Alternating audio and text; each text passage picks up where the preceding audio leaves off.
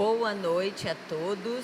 É um prazer tê-los aqui com a gente nesse nosso segundo dia de Jump Expo Art Show 2022. Esse projeto, contemplado pelo FAC 2021 da Secult Goiás, tem o prazer de receber para esta mesa de voz e visibilidade de gênero da arte a escritora, editora, jornalista e autora de livros de sucesso conhecidos em alguns casos com autorias, e a Larissa Mundim está aqui com a gente, e Alexandre Augusto, que atua no Grupo Zabisque Teatro há 19 anos como ator, palhaço, criador, professor, diretor e produtor.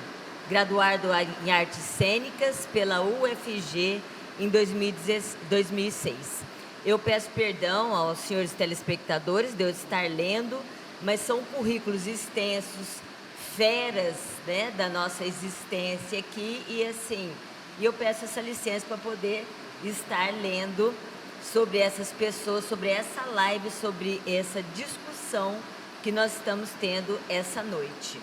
A 588 Art Show Galeria e Antiquário, seu diretor e proponente do projeto, Rodrigo Félix de Lima, e eu sentimos-nos muito honrados e gratos com a presença de vocês aqui. Eu, particularmente, me sinto lisonjeada e principalmente emocionada de estar diante de duas resistências da arte e do gênero. Eu estou realmente muito emocionada, sabe, gente? Por isso que eu estou lendo, porque eu estou cheia de dedos para poder falar com essas pessoas tão experientes, essa resistência nessa área, porque nós somos resistências em 2022, né? São referências no centro-oeste brasileiro e aqui na nossa querida Goiânia. Eu gostaria de passar a palavra primeiro para Larissa Mundim, e eu gostaria de perguntar a você quais são as pautas da sua literatura, por gentileza, Larissa. Boa noite, fica à vontade. Boa noite, Regina. Boa noite a toda a equipe do Jump Expo Art Show 2022. As pessoas que estão nos assistindo hoje, nessa sexta-feira pré-carnaval. Um prazer estar aqui ao lado do Alexandre e da Regina. Vinícius, aqui com a gente, maravilha. Agradecer a oportunidade e o convite, né? E é para a gente maravilhoso ter um tempo e espaço para poder falar sobre um trabalho que, como disse a Regina, é mesmo um trabalho de resistência, é um trabalho independente e que busca caminhos para que a gente possa cada vez mais, a partir da produção literária, impactar no mercado editorial, assim como na cadeia produtiva do livro. Então, eu acho que eu consigo responder a sua pergunta contando brevemente a minha trajetória. Eu sou goiana e quis escrever um livro. Achei que era um sonho que eu poderia realizar e me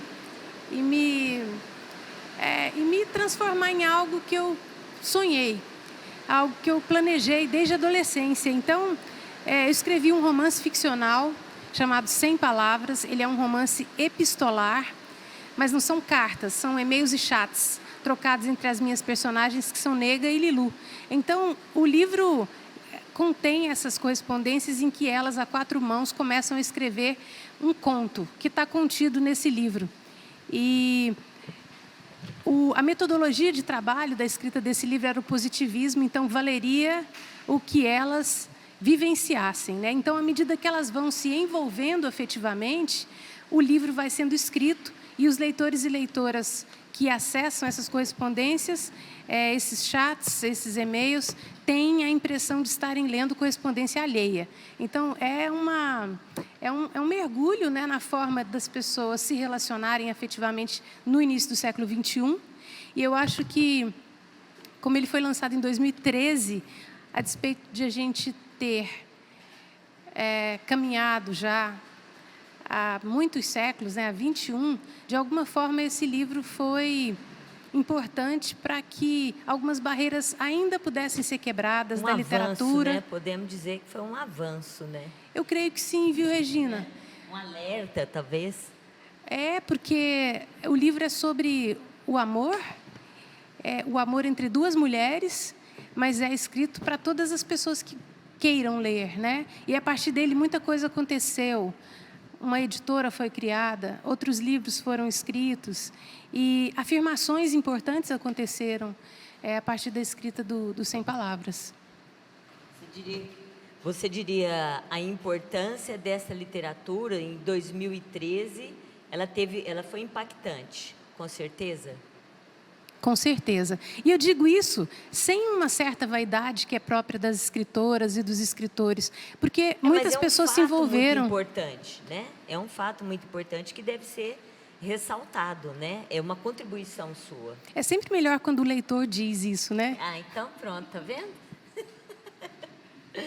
Eu cheguei a estudar um tempo no Basileu e aí Cássia Fernandes era nossa. Nós até estávamos esperando a sua visita por lá, mas o Basileu entrou em greve e tal, qualquer coisa assim, mas nós chegamos a receber o seu livro lá, né?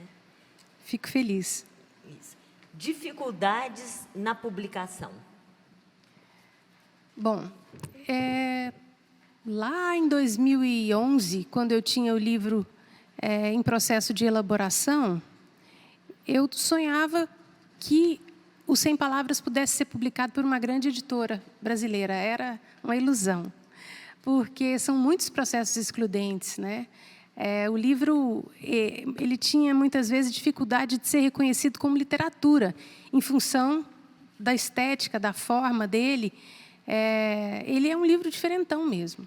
Então, as pessoas às vezes poderiam até se questionar se era literatura ou se não era literatura, ou seja, até isso esse livro passou. Questionamentos sobre o aspecto literário dele, a despeito de eu, enquanto autora, juntamente com Valentina Prado, afirmar que é um romance literário ficcional.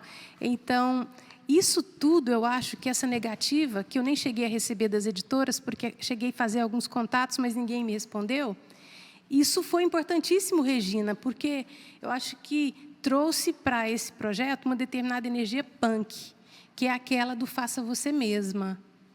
E, a partir disso, então, eu me mobilizei para buscar recursos para que o livro existisse, para que o livro fosse distribuído. Um estímulo através do não, né?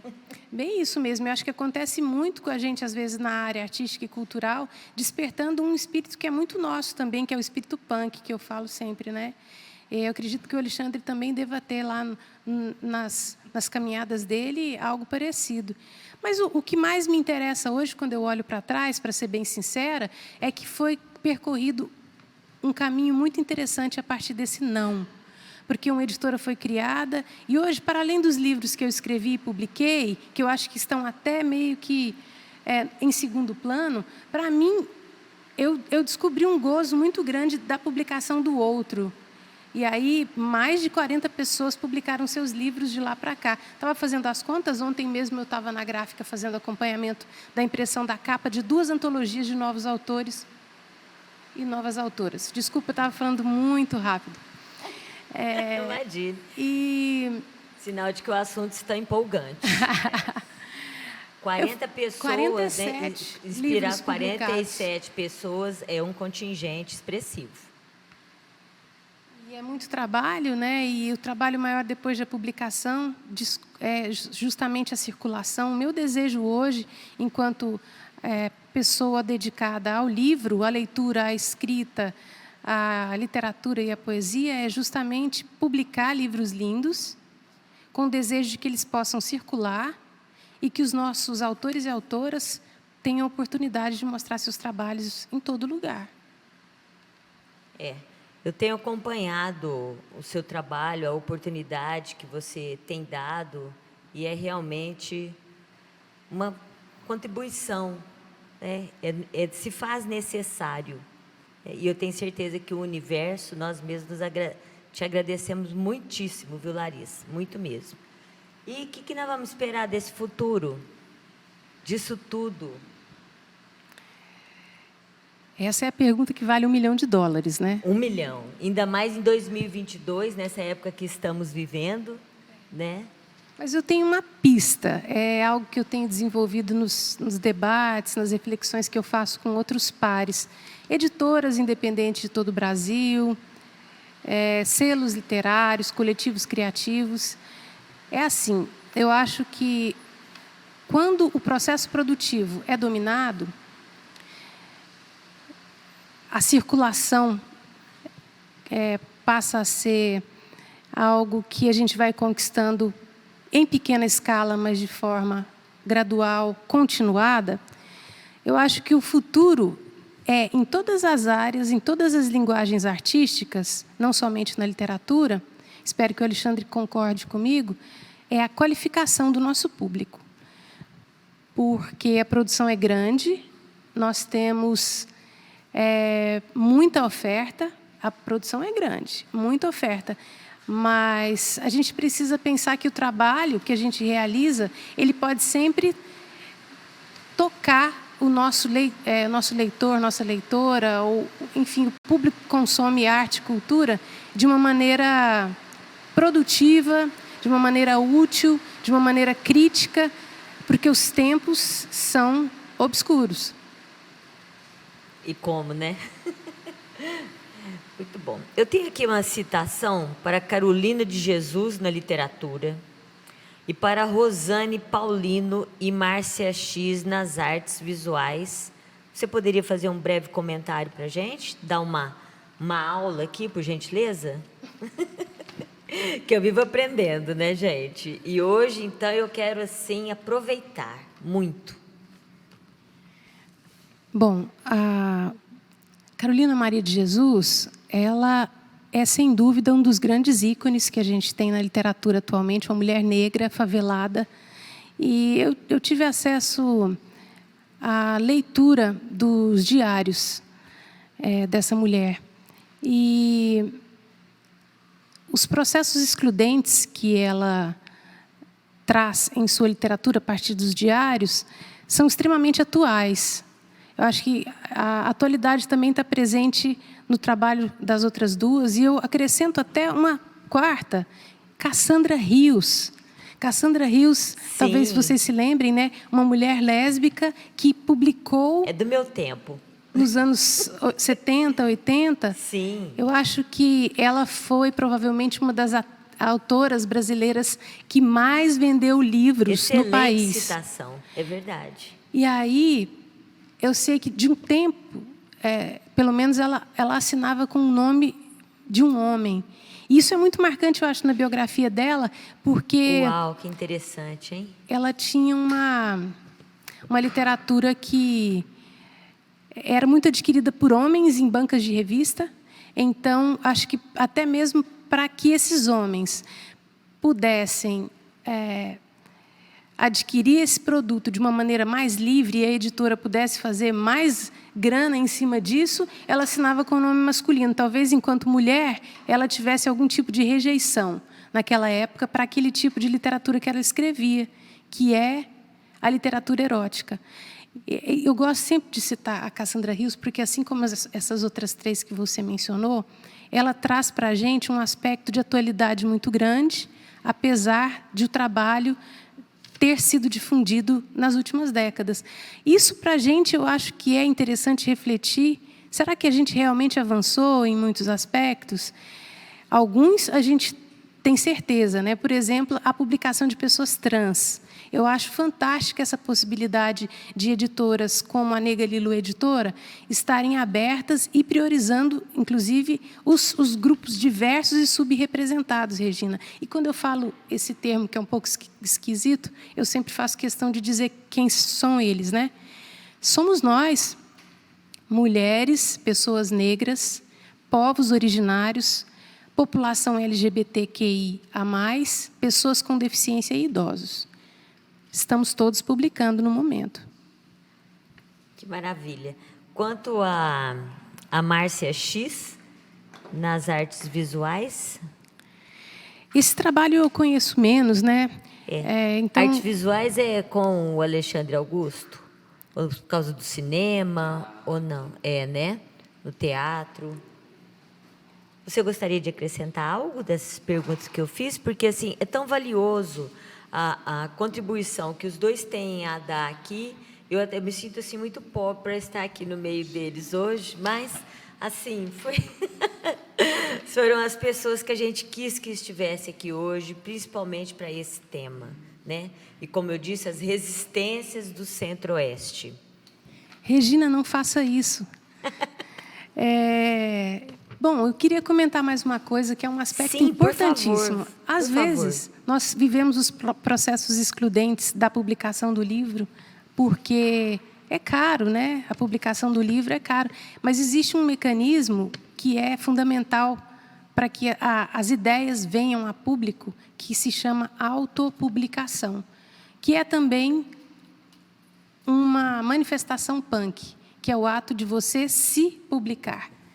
Eu estava conversando ainda agora com o Alexandre Augusto, ele me disse que está fazendo encadernação artesanal.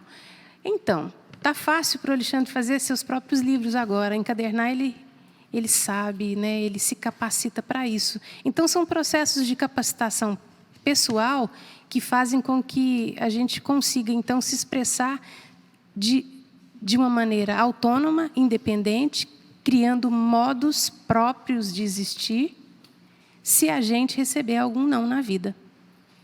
Ah, que maravilha, hein? Então, Desculpa, eu acho que esse caminho, Larissa, é o caminho, é o único caminho dessa produção independente, no caso da literatura, né? E até dessa autopublicação. Ontem eu recebi um livro de um amigo que ele fez exatamente isso. Ele publicou, fez 50 exemplares.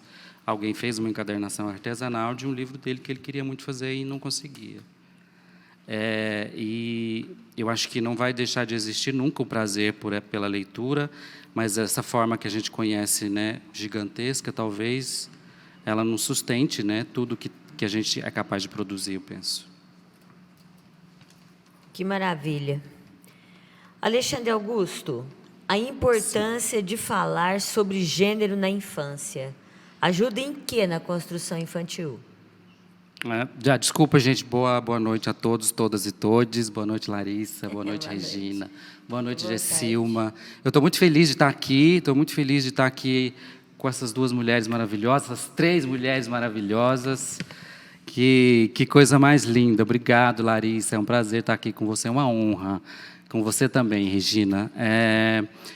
Vou começar a falar de resistência, falando desse projeto e falando da Jump, para mim, né, enquanto cidadão goiano que frequentou esse espaço de resistência e que diversas vezes te vi lá, trabalhando, resistindo e mantendo aquele espaço para que a gente pudesse ter, né, acesso, para que a gente pudesse se divertir, para que a gente pudesse discutir, para que a gente pudesse sair de madrugada e ir para o posto, falar mais sobre coisas que a gente estava discutindo lá dentro. Obrigado. Eu que agradeço imensamente, porque eu jamais poderia ter feito aquilo sozinha, né? Então, vocês contribuíram muito para a Jump, né? Eu fui uma mera empresária. Que bom. Então, falando aí de novo do que você falou, da importância da... A importância de falar sobre gênero na infância ajuda em quê? É uma coisa extremamente, fabulosamente, incrivelmente necessária. Que bom poder falar disso, né, hoje, atualmente. É muito, muito, não só importante, é necessário, né? Porque a construção dessas questões de gênero ela é muito social, porque é na família, é na escola, que começam a criar as questões avessas, né? Onde começa a separar, tipo, o que é do menino, o que é da menina, o que pode, o que não pode, para onde vai cada um. As crianças, né? Elas são educadas geralmente na mesma escola, pelas mesmas pessoas, convivem com as mesmas pessoas, mas existe essa separação muito grande. Então, a partir do momento em que você consegue, de uma forma, né, responsável, falar sobre gênero com criança, o sonho, né, da gente ter uma sociedade mais justa e com muito mais afeto e com muito mais amor. Eu acredito definitivamente que deva ser algo valiosíssimo, porque eu penso que eu tenha nascido gay, né? Ou lésbica, que seja. Eu sou bissexual. Mas eu me lembro, por exemplo, criancinha já, sabendo que algo estava, né, não podia ser feito, né? Aquilo já era escondido. É como que já tinha esse sensor, né? Não é padrão, é errado, é algo escondido. Esse sentimento é escondido, né? A partir do momento em que você, também falo por experiência própria, se vê numa situação em que você não está dentro do que todas as pessoas ditam que é normal, aí você começa a ter as suas dores e os seus problemas que você vai carregar para o resto da sua vida, né? E aí, mais uma vez, a importância de se ter esse diálogo. Eu estava assistindo outro dia na internet, vendo o vídeo de acho que uma atriz até famosa, que ela estava, o filho dela, criança, com a unha pintada, né? Pintou a unha, coloriu a unha. E aí, coloriu a unha, ficou 1 semana, 2 semanas com a unha. E aí, depois ela pegou e falou, vem cá, que nós não precisamos limpar essa unha, que, né, essa tinta, esse negócio já está ficando estranho, vamos dar uma limpada? E ele falou, é bom mesmo, mãe, porque a professora falou que isso é coisa de mulher. E aí eu gostei muito do comportamento que ela fez. Ela olhou para ele e falou, não, filho, quando você olha para o espelho, o que você vê? Um menino. Então, você é um menino que gosta de pintar a unha. E pronto. Né? Não precisa entrar em meandros, né, que a gente aqui já discute. Não, é só dar essa segurança, né? E para a criança, você é um menino que pinta a unha. Agora, se ele vira para ela e diga, não, eu vejo uma menina. Vamos falar sobre isso, vem cá, né? Isso que é a importância de falar e de ter, e de não separar tanto as coisas, né? Essa coisa binária, né? Claro, escuro, homem e mulher, né? Preto, branco, e aí as coisas que estão ali existindo no meio, elas ficam totalmente desamparadas. Muito bom. Como a criança entende nos primeiros anos este papel? Olha, eu penso que ela vive tudo que é de viver, que é de criança. Não tenho experiência, talvez Larissa tenha mais do que eu, como mãe, né?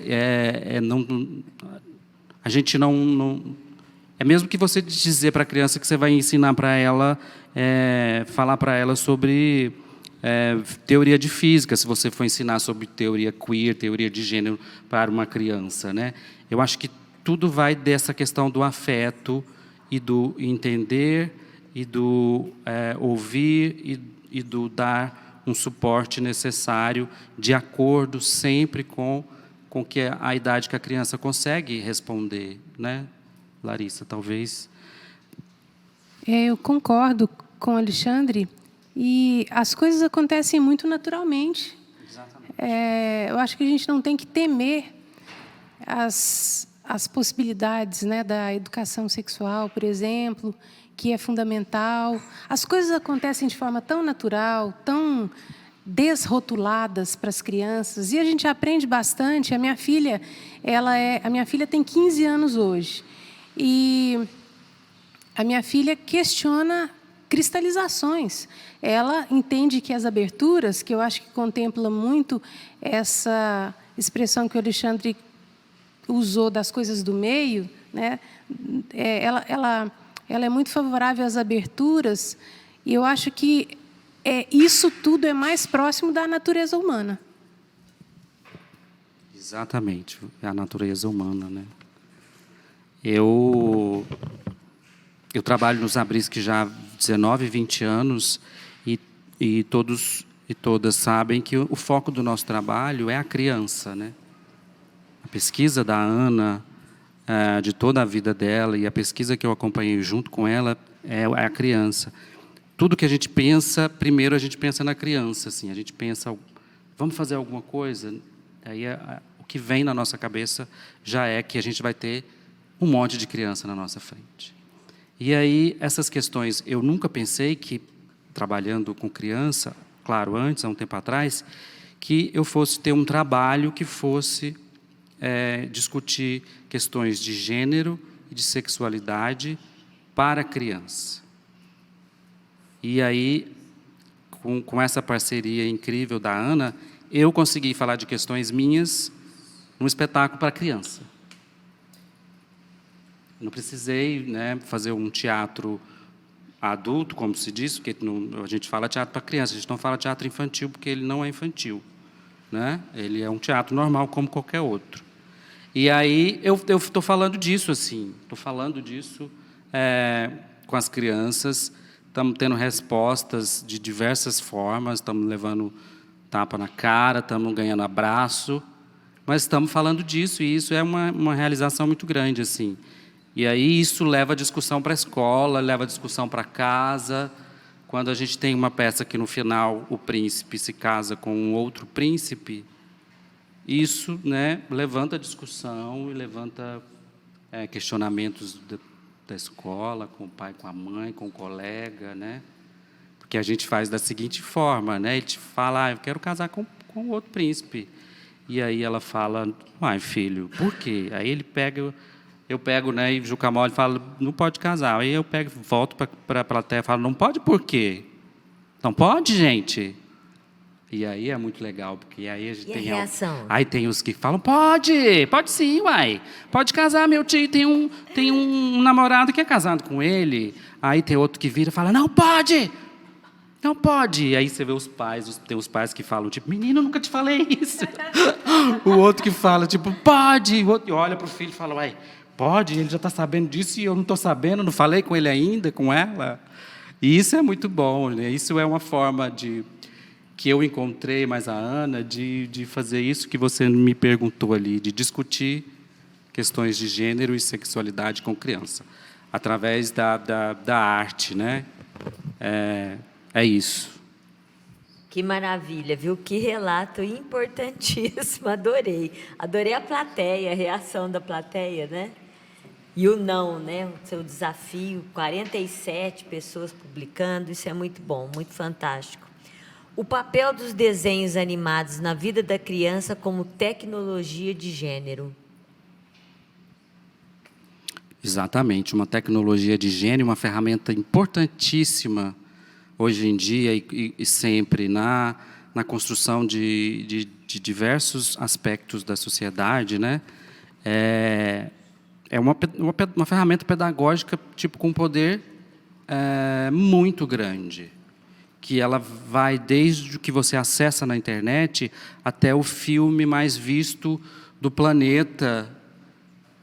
Durante alguns anos a gente já teve muito aí filmes que, né, animações que foram os filmes mais assistidos naquele ano no planeta. Então você pensa quantas crianças não assistiram, quantas crianças não se apaixonaram por aquelas personagens, quantas crianças não começaram a admirar o comportamento e as atitudes daquelas personagens, né? Pensa. E não só uma vez, porque a criança assiste 5, 10, 15 vezes, e aí isso é educação, né? É pedagogia de transmissão ali de um monte de valores de uma forma monstruosa, assim, de gigantesca, uma máquina. E aí a gente tem, na maioria das vezes, principalmente nos grandes representantes de filmes para criança, repetições de comportamentos do que a gente estava falando, né? De separação, de os personagens masculinos que decidem, que tomam conta, que salvam, que brigam, que não aceitam, das personagens femininas que estão esperando serem salvas, estão esperando serem buscadas por um príncipe, que estão sempre perguntando, e agora, para onde a gente vai? E agora, o que a gente vai fazer? Né? E sempre tem um homem, um príncipe dizendo, agora é isso, agora é para cá, agora nós vamos fazer isso, e vamos lutar, e nunca tem, né, isso, né? Eu fico vendo isso, eu até fui num filme, não me lembro qual, para certificar disso, de como a princesa falava, e agora? Para onde é que a gente vai? O que a gente vai fazer? enquanto o personagem masculino, ele sempre dizia, agora é isso, agora é aquilo, mesmo que estivesse totalmente errado, mesmo que estivesse totalmente equivocado, era ele quem decidia. A gente falando de animações, de desenho animado nessa escala Disney, né? E tem também outras escalas que a gente pode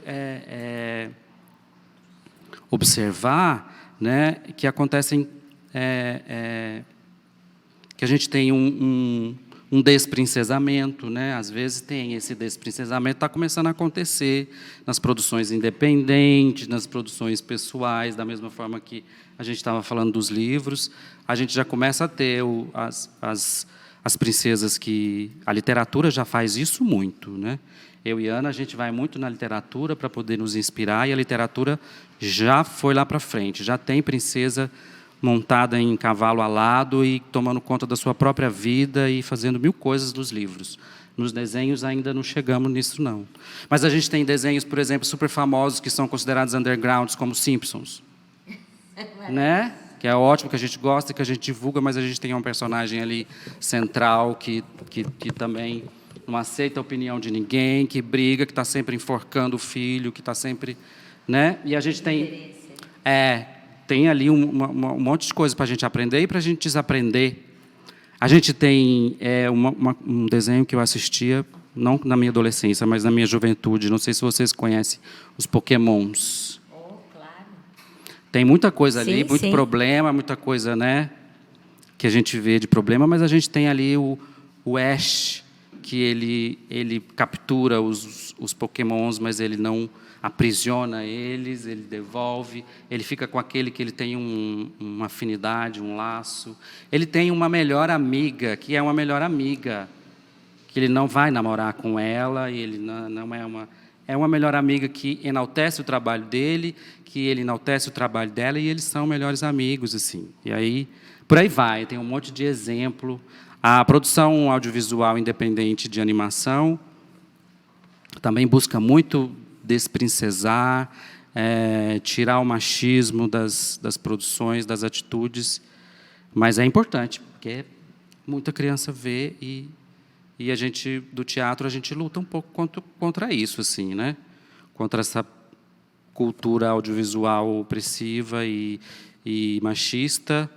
A gente se vê como uma alternativa diferente, que traz um outro olhar. Eu queria comentar essa fala do Alexandre. Eu acompanho o trabalho do Zabriskie e sou fã há muitos anos. A minha filha mesmo assistiu o primeiro espetáculo com 2 anos, né? E sabe as falas, principalmente Luas e Luas. Exato. O trabalho que o Zabriskie faz é fundamental para provocar esses desvios, na minha visão, né, de espectadora e de mãe espectadora também. Desprincesar foi tudo. Né? Fantástico, né? E, assim, é um trabalho importante porque toda vez que coloca uma pulga atrás da orelha de alguém, pode ser uma pessoa só, daquele grupo de 50 que está lá, já é, então, um grande impacto social, porque a gente sabe também que as crianças nos movem, então elas nos educam, e à medida que elas têm oportunidade de pensar diferente ali dentro, de ouvir algo que é discordante ou dissidente, né, que é a palavra mais interessante, isso é fruto. Eu me lembrei de uma situação que aconteceu comigo saindo de casa. Um dia desse, eu moro num edifício, né? Então eu saí do meu apartamento e fiquei esperando o elevador e eu vi o vizinho, que é um cara gente boa pra caramba, falar alto, né? Gritar com os moleques dele lá. Ele disse assim: todo mundo toma banho agora, e ai de quem não me obedecer. Esse texto, ai de quem não me obedecer, eu conheço.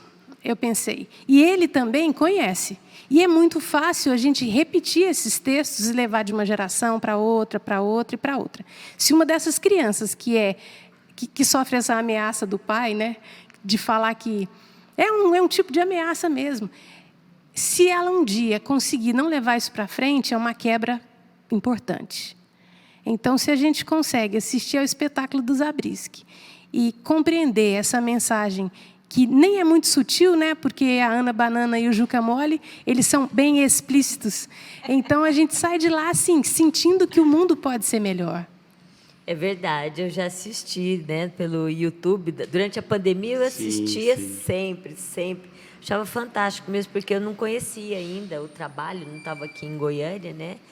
E o primeiro lugar que eu fui em atuação artística em Goiânia, que eu não sou daqui, assim que eu cheguei aqui, foi no Zabriskie, né? A minha primeira casa, o primeiro lugar, a minha primeira saída aqui em Goiânia foi no Zabriskie. A transformação, né, toda que o Zabriskie teve, principalmente com esse teatro, né, foi perfeito, maravilhoso, sem dúvida. Eu tenho citações para você também. Eu tenho aqui, até esse eu vi, é de menino ou menino, eu cheguei a ver também, achei tudo bonitinho a ilustração. Marcos Turíbio, são pessoas da FAV, né? São mestrandos da FAV. Marcos Turíbio, Júlia Moreira Guimarães, Josim Menezes dos Santos Júnior, a página 193 da obra educacional É de Menina ou Menino. É para Bia Leite, Queer Museu, Criança Viada. É isso mesmo? Eu estou certa? Está certíssima. Você pode comentar, por então, gentileza? Esse artigo... Né? Até eu estou querendo saber, né? Esse conjunto aí, que eu acho que devia já ser um livro, eu não sei se é um livro já, se é um e-book, talvez Larissa depois pode até ver para a gente, mas eu acho que é um... Não, mas eu acho que devia já ser um livro, já devia ser editado um apanhado, uma organização de artigos que trata sobre esse tema. É de menino ou é de menina? Muito interessante, super indico para as pessoas que estão, né, interessadas em entender sobre isso, estudar sobre isso, dá uma lida nesse material que é maravilhoso. Exatamente nessa página que você falou, é daquilo que a gente acabou de falar. É um artigo de mestrandos, né, da cultura visual, mestrado de cultura visual da UFG, falando sobre os desenhos animados e essa questão de gênero, né? Como é que os desenhos animados podem nos auxiliar a entender melhor a questão de gênero no universo infantil e como eles também podem, na maioria das vezes, atrapalhar bastante, né, qualquer tentativa de falar sobre gênero para criança, né? Não só falar de homem e mulher, de menino e menina, mas começar a introduzir essa questão do gênero, né? Que sai muito da questão do sexo, do masculino e do feminino e traz uma nova perspectiva para as pessoas pensarem essas questões e se abrir mais para a pluralidade. E depois, também, você falou aí como é o nome dela? Achá-lo máximo. A Bia Leite. A Bia Leite. A Bia Leite foi perseguida na Queer Museum, numa exposição feita, né? Perdi o nome do curador agora, em Porto Alegre, se não me engano, ou Curitiba, no Santander. E aí uma das atrações. E a criança viada? Uma das atrações dessa exposição era um conjunto de obras da Bia Leite, em que ela se inspirou num canal, Tumblr, estou falando certo? Tumblr, que é uma espécie de Tumblr, que é uma espécie de blog, né? E aí nesse blog, uma pessoa começou a recolher ali fotos de crianças. Por exemplo, você mandava uma foto sua, só era permitido você mandar foto sua, em que você considerava que era uma foto de uma criança viada, né? Eu pelo menos eu tenho fotos minhas que são fotos de criança viada, né? E aquilo era o quê? O que era a intenção disso? Era pegar aquilo que era um motivo de muita dor, muita opressão, muita exclusão, né? Porque se a gente pega esses álbuns e a gente vê aquilo, aquela criança está sorrindo, ela está fazendo algo totalmente diferente, mas aquilo ali depois pode ter certeza que teve uma repreensão. Para que você fez essa careta, Alexandre? Para que você estava fazendo aquilo, né, nessa foto? E antigamente não tinha como pagar, né, ela vinha pronta. E aí o que essa pessoa fez? Ela pegou, começou a recolher, isso começou a fazer um maior sucesso. As pessoas começaram a mandar fotos suas, de crianças viadas, de infâncias viadas. E isso foi virando uma coisa gigantesca. Tem um monte de fotos, não sei se ele ainda está no ar. Mas foi aparecendo muitas fotos e as pessoas foram fazendo daquilo um movimento de expressão daquela criança daquela época. Então a Bia pegou, foi lá nesse Tumblr e escolheu algumas fotos e resolveu fazer um trabalho artístico em cima dessas fotos. E aí, não me lembro bem o nome das que ela deu para as obras, mas aí ela fez uma intervenção, né, com trabalho de artes plásticas e foi para essa exposição. E isso foi considerado como uma questão de incentivo à pedofilia. Uma leitura totalmente machista, totalmente, né, como é que fala? Aviltando o trabalho de uma pessoa que estava ali buscando uma expressão de superação para aqueles momentos, para aquelas imagens ali. Isso é algo também, é uma citação também que vale a pena ir atrás para entender melhor essa história, porque muita gente começou a falar disso, a julgar, e não sabia de onde que ela tinha tirado a foto, não sabia o que significa. Inclusive, o texto que ela coloca nas fotos eram textos que as próprias pessoas, quando postavam suas fotos, e colocavam na legenda, né? Fornecidos pelas próprias pessoas. Pelas próprias pessoas, e isso criou né? Liderados aí por movimentos ultraconservadores, como o MBL, acabou tendo uma perseguição grande em cima do trabalho dela e em cima de algo que tinha a ver com infâncias, às vezes traumáticas, às vezes felizes. São fotos, se vocês puderem, e vocês também que estiverem em casa conseguirem acessar, vocês vão ver que dá até vontade de mandar uma foto para lá, sabe, como uma forma de resistência, né? Divertir e brincar um pouco com algo que foi, para muitas crianças, foi traumático. Ter aquela coragem de fazer aquela foto. Excelente. A gente vai ter o prazer. Vai ler um pedacinho? Eu gostaria. Por gentileza. Eu então vou ler para vocês um trechinho aqui do 100 Palavras, que é o livro escrito por mim e por Valentina Prado. Posso só falar uma coisinha antes de você ler, Larissa? É que Larissa e a gente do Zabriskie, né? A gente tem histórias aí. Ela trabalhou com a gente em alguns projetos. Ela fala sobre nós de uma forma que a gente ama. Tem um texto seu que você deve já ter visto por aí, que a gente usa ele sempre, assim, né? Ela fez um texto muito bom nosso. Você falar isso, que eu já ia perguntar já, onde é que vocês... Nossa, sempre. Na plateia, né, como ela acabou de dizer, que é maravilhoso. Os recados, né? Dói, dói, dói, dói, dói. De trabalhos que ela trabalhou com a gente na comunicação. E tem esse texto que você fez, que você resume todo o nosso trabalho assim, de uma forma tão linda. Todo lugar que a gente manda, que as pessoas falam, eu precisava de um... A gente fala... Aí é bom o texto da Larissa, mas a gente põe seu nome sempre lá embaixo.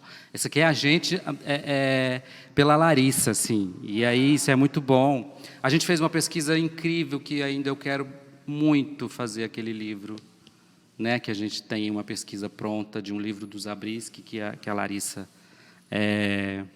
vai ser a nossa editora, a nossa autora.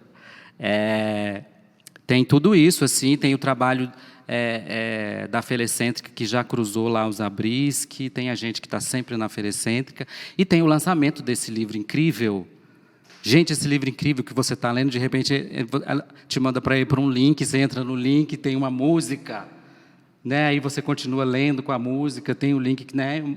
É super incrível esse livro, super incrível. Aí no dia do lançamento do livro, foi no lançamento, Larissa? Ou foi no segundo lançamento? Foi no segundo lançamento. No segundo lançamento do livro, a gente fez uma performance, né? A Ana leu um trecho do livro, a gente escolheu, fez um figurino, foi super lindo. Obrigado. Eu que agradeço. Foi uma leitura dramática que a gente fez em 11 de novembro de 2013, lá na FINAC. Foi uma super produção. Foi. E até hoje eu sou muito grata por vocês terem aceitado aquele convite maluco. E eu guardo um texto do Zabriskie que, para mim, é como se fosse... Sabe a Scarlett O'Hara, embaixo daquela figueira, talvez, né, dizendo que, por Deus, eu juro, jamais sentirei fome outra vez? O Zabriskie tem um recorrente na minha cabeça, que é aquele assim: Letícia, minha filha, essa é a lua, pronto, e acabou. Lá em casa a gente repete, é muito bom, Alexandre.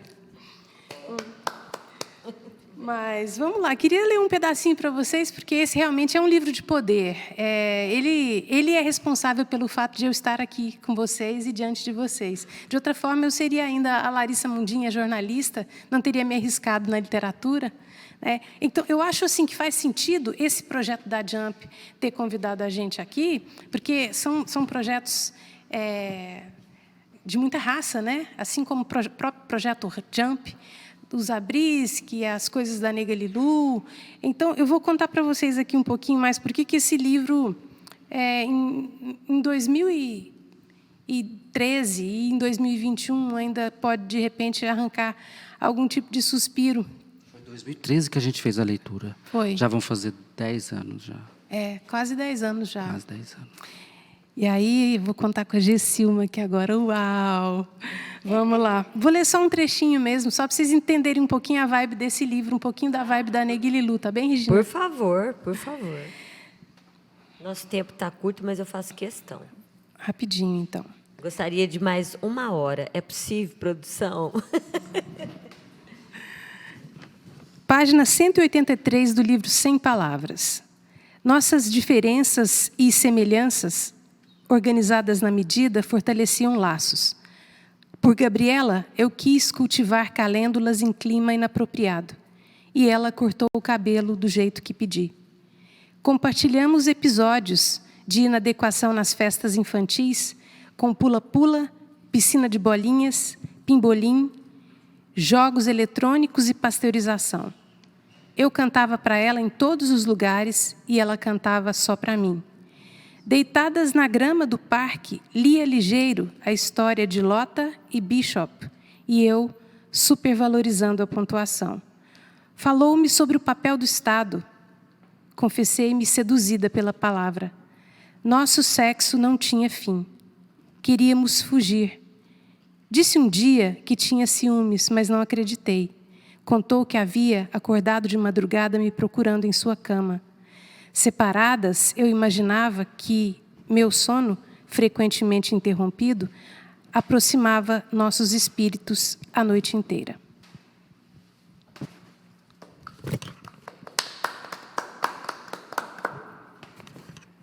Bom, diante de tanta fera resistente, de tanta informação valiosa que nós tivemos essa noite, definitivamente essa live foi super para mim, gente. E espero que para vocês também tenha sido, para quem está acompanhando esse projeto com a gente, né?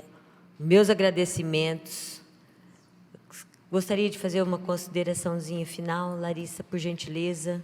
Só agradecer. Muito obrigada e cumprimentar, né, por todo o trabalho que vem sendo desenvolvido, pela reunião de pessoas que foi possível, essa história fantástica que a Jump tem, a boate mais famosa de Goiânia.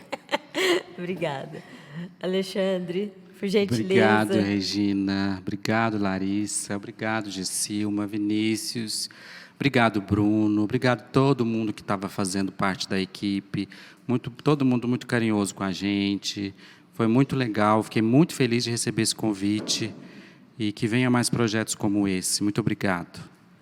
Olha, eu acho que devia entrar na rotina, na programação, uma live como essa. O Alexandre e a Larissa, toda noite, algum canal, eu vou sugerir o quanto eu puder. É muito gostoso, né? Eu não sou uma pessoa que me difunda nas questões, assim, sabe? Muito particulares. Mas é algo que me atraiu, sabe? Eu acho que quando me atrai muita gente. né? Então, assim, parabéns, muito, muito, muito obrigado. E eu gostaria de agradecer a nossa brilhante equipe audiovisual, a produção executiva, aos intérpretes de Libras maravilhosos aqui, rendeu famosidades mais uma vez, Carla de Abreu, que me auxiliou aqui com essas informações, para que eu pudesse mediar estas feras resistentes, nossos parceiros, que é a Associação dos Surdos de Goiânia, a Câmara de Comércio LGBT do Brasil, a Arte Show Galeria, o Rodrigo, o FAC 2021, a Secult Goiás, o Governo de Goiás, as nossas assessoras de imprensas maravilhosas, que ontem eu esqueci delas e hoje eu não posso. Um beijo bem grande para a Nádia e para a Copim, lindas e maravilhosas. Daqui a pouco nós temos mais uma oficina do Baliani, Sou McQueen, parte 2. E amanhã... Pois não, pode falar.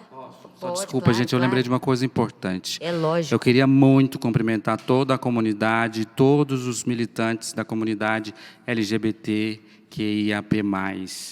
Né? A gente falou de um assunto aqui muito delicado, e eu digo com muita humildade, se eu falei alguma coisa que foi algo que não foi, né, correto, eu peço que alguém, por favor, entre em contato comigo, eu não tenho problema nenhum em aprender. Eu sou uma pessoa que estou aprendendo muito sobre todas essas questões através do meu trabalho, e através de conversas e através. Então, por favor, a gente precisa, né, mudar o nosso discurso. Então, se um discurso aqui foi de alguma forma ofensivo da minha parte, eu peço, me procura e fala comigo. Aqui, ótimo. E eu adoto parte da palavra dele também. Pode dar um toque, dê sugestões aqui para a gente fazer mais lives desse tipo aqui com o Alexandre e com a Larissa, que é valiosíssimo para a gente, para a sociedade, para o comportamento, atitude, etc. Muito obrigada. Amanhã também tem. Amanhã tem Nani People, Doutora Cristina, eu, Baliani, Morgana Vogel. Tá? Não percam. Muito obrigada, boa noite e até daqui a pouco com Victor Baliani, Sou McQueen, parte 2. Baccioni.